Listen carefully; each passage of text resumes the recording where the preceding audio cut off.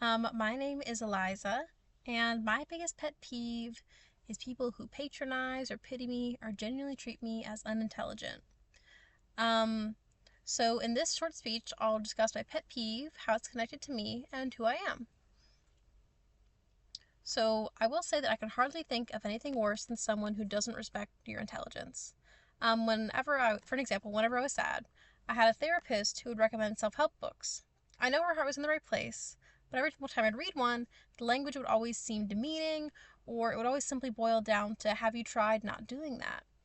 And not only did this feel, ingenuine, but it also was advice that I already thought of or attempted to put into practice at a very young age. So I felt like my issues weren't being taken seriously, or she didn't think I was intelligent enough to have already thought of that. Um, Now, here's how this pet peeve sort of got me where I am today.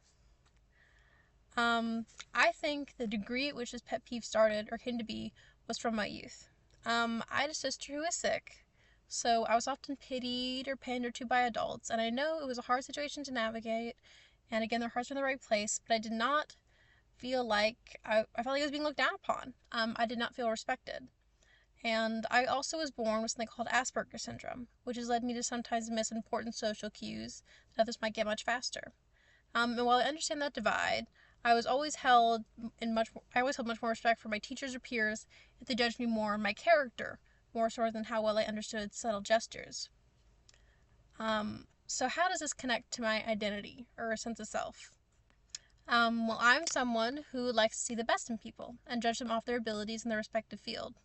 While not everyone is obligated to do the same, of course, I certainly feel like specific or certain interactions would greatly benefit from a more carefully created impression.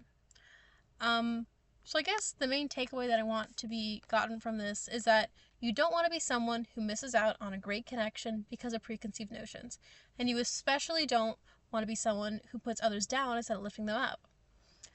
It is my sort of solemn belief that to gain respect, connections, and general joy, you must first be sure to give it forward.